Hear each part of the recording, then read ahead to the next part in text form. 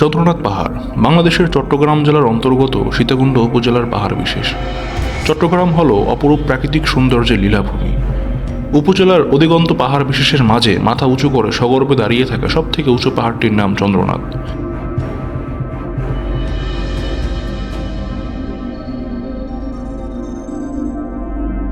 চন্দ্রনাথ পাহাড়ের চূড়ায় দাঁড়িয়ে আপনি দেখতে পাবেন একদিকে সীতাকুণ্ড শহর আর অন্যদিকে পাহাড়ের নির্জনতা। মুগ্ধ হয়ে তাকিয়ে থাকবেন উঁচু নিচু পাহাড়ের সবুজ গাছপালার দিকে। প্রশান্তিতে জুড়িয়ে যাবে চোখ। চন্দ্রনাথ পাহাড় কিন্তু কোনো পর্যটন কেন্দ্র নয়, এটি একটি তীর্থস্থান সনাতন ধর্মাবলম্বীদের। এখানে অসংখ্য মন্দির আছে, তার মধ্যে অন্যতম শ্রী শ্রী বিরূপাক্ষ মন্দির। এইসব মন্দিরগুলো চন্দ্রনাথে উঠতে উঠতে চোখে পড়বে। চন্দ্রনাথ পাহাড়ের উচ্চতা আনুমানিক 1020 ফিট। উঁচু নিচু বেশ কিছু টিলা থাকলেও পাহাড়টি একদম খাড়া উপরের দিকে উঠে গেছে। উঠতে উঠতে চোখে পড়বে পাহাড়ের সে কি বিশালতা আর চোখের প্রশান্তিদায়ক সৌন্দর্যের। আমাদের আজকের পর্বে চন্দ্রনাথ পাহাড় সম্পর্কে আমরা জানব, কিভাবে যাবেন, কোথায় থাকবেন, সেগুলোর বিস্তারিত আলোচনা করব আজকের পর্বে।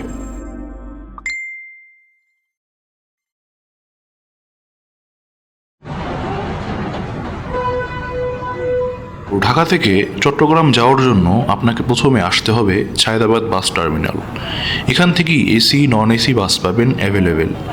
ডাইরেক্ট বাসগুলোতে আপনার ভাড়া নেবে চট্টগ্রামের, কিন্তু লোকালগুলোতে আরও কম দিয়ে সীতাকুণ্ড যেতে পারবেন।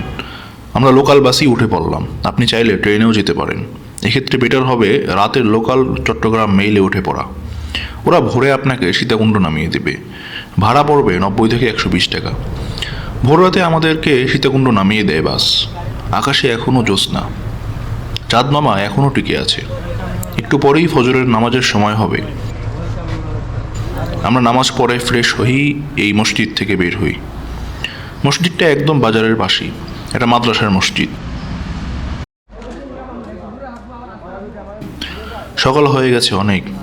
ভোরের সীতাকুণ্ড বাজারটাতে এখনও জনসমাগম শুরু হয়নি। এখন আমরা যাচ্ছি চন্দ্রনাথ পাহাড়ের পথে আর কি। এখান থেকে হেঁটে যেতে লাগবে 10 থেকে 15 মিনিট। তো সিএনজিতেও যেতে পারবেন, জনপ্রতি ভাড়া পড়বে 30 টাকা করে।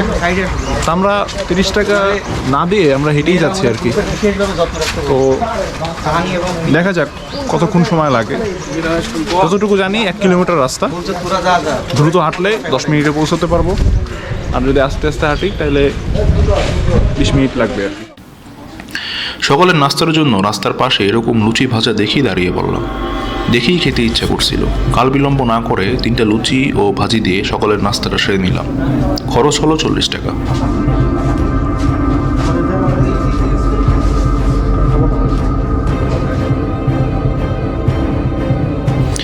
এরপর আবার পথ চলা।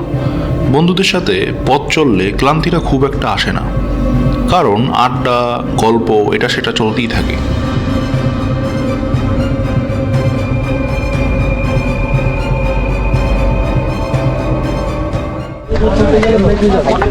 Almost 20 minute হাঁটলাম।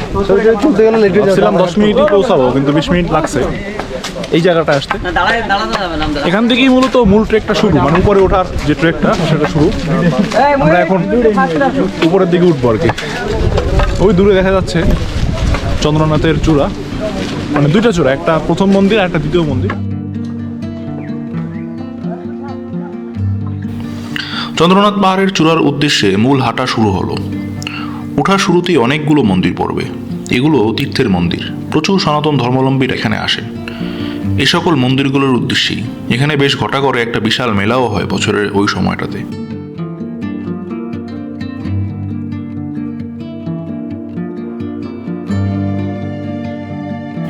ওই যে দূরে চন্দ্রনাথ পাহাড়ের মূল চূড়া দেখা যাচ্ছে।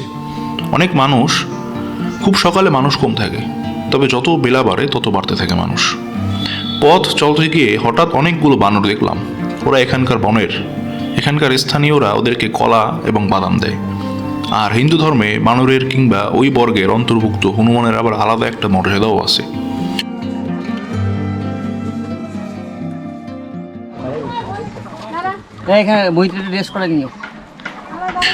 সমতল পথ পেরিয়ে আমরা উঁচু পাহাড়ে চড়ছি। এখন থেকে উঁচুতে উঠতে হবে শুধু। ঠিক নিচেই ওই পাশ থেকে আরেকটা পথ আছে সিঁড়ির, ওটা দিয়েও উঠা যায়। তবে আমি সাজেস্ট করব আপনারা ওই মাটি পাথরের রাস্তা দিয়ে উঠে সিঁড়ির রাস্তা দিয়ে নামবেন, এতে করে কষ্ট কম হবে।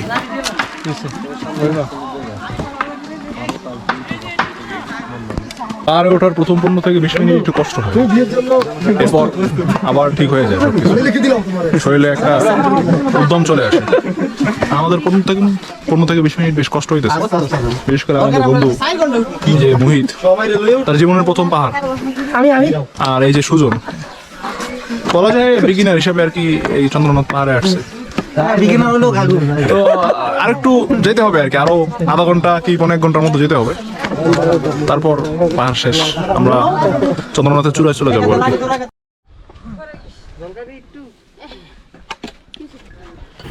এটা একটা তীর্থস্থান, তাই শত কষ্ট হলেও প্রচুর ধার্মিক সনাতনীরা এই তীর্থস্থানে আসেন। অনেক সনাতনীদেরই জীবনের স্বপ্ন থাকে এখানে একবার আসা, তাই নানান বয়সের মানুষ দেখতে পাওয়া যায়। এই যে এই মুরব্বী মহিলাও আসছেন, কি পরিমাণ উৎসাহ তার দেখেন, দুজনের কাঁধে ভর করে উঠছেন, তাও তার ক্লান্তি নেই। ওদিকে আমার ইয়ং বন্ধু হাঁপিয়ে উঠছে অল্পতেই।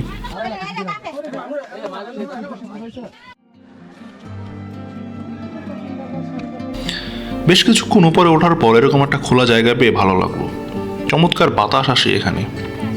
একটু রেস্ট নিয়েই আমরা আবার উপরে ওঠা শুরু করলাম। একটু পরেই সেকেন্ড মন্দির পড়বে।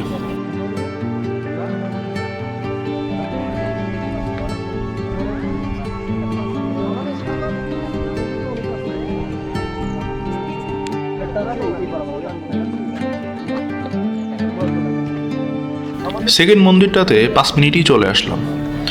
ওই যে দূরে দেখা যাচ্ছে চন্দ্রনাথের মূল চূড়া। বাতাসের শব্দ, প্রচুর বাতাস।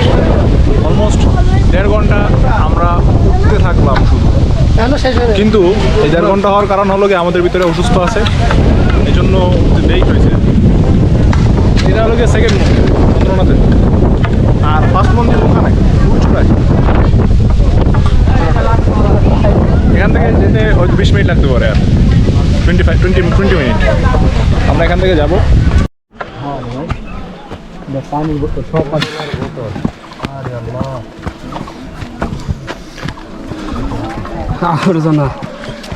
বেশ খারাপ, তবে মানুষ ওঠে, লক্ষ লক্ষ মানুষ এখান থেকে ওঠে প্রতিদিন। না, প্রতিদিন 1000 মানুষ ওঠে। হিন্দু ধর্মাবলম্বীরা একটা তীর্থস্থান এটা, সেই জন্য তারা বেশ কষ্ট করে ওঠে এখানে।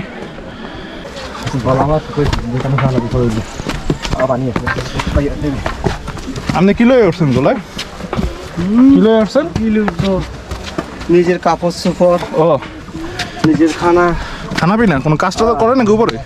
অবশ্য কাজ আছে, কি কাজ? কাজের শেষ নাই। ওরে বাবা, কাজের শেষ নাই, যে যে মনটা নেই এটা করতে হবে। ও ওটো ওটো।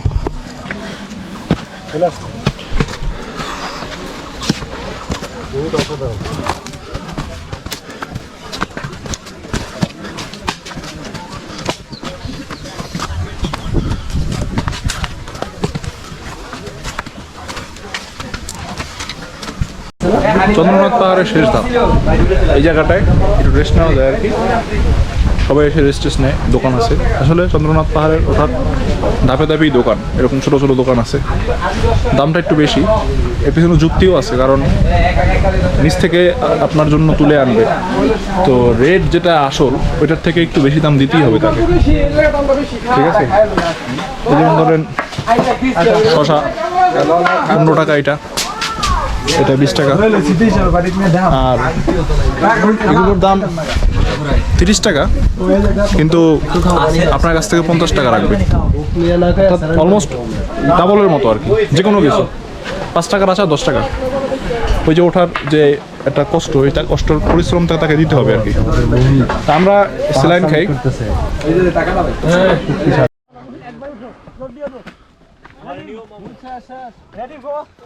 এবং ফাইনালি আমরা একদম চূড়ায় চলে আসলাম।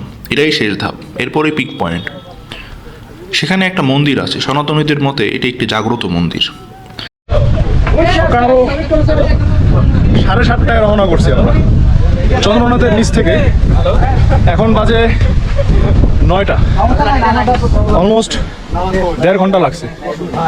যদিও এর কারণ আমাদের ভিতরে কেউ অসুস্থ ছিল, দুর্বল ছিল, যার কারণে উঠতে কষ্ট হয়েছে, ভিড় হয়ে গেছিল। যদি স্টামিনা থাকে তাহলে মোটামুটি 1 ঘন্টার ভিতরে উঠতে পারবেন, কোনো সমস্যা নেই। জাগ্রত মন্দির কি একটু বলি। চন্দ্রনাথ পাহাড়ে চন্দ্রনাথ শিব মন্দিরটি কে নির্মাণ করেছিলেন তা নিয়ে অনেক মতানৈক্য আছে। নেপালের লিচ্ছবি রাজবংশের রাজা প্রচণ্ডদেবের স্বপ্নে দেখা গিয়েছিলেন মহাদেব।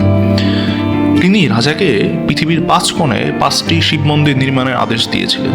মহাদেবের স্বপ্নাদেশ পেয়ে রাজা প্রচণ্ডদেব তার সবার যে শাস্ত্রবিদরা ছিলেন তাদের থেকে মতামত নিয়ে 5টি পবিত্র স্থানে 5টি শিব মন্দির নির্মাণ করেছিলেন।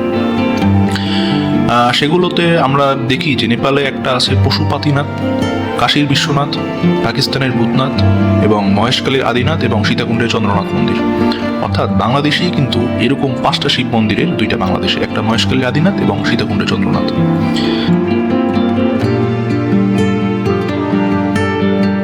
এবার আমাদের নামার পালা। আমরা সিঁড়ির রাস্তা ধরে নামছি। এই সিঁড়িগুলো বেশ বিপজ্জনক রকম খারাপ। এক একটা সিঁড়ির ধাপ 1.5 ফিট করে, অর্থাৎ সিঁড়ির ধাপগুলো 1.5 ফিট করে উঁচু।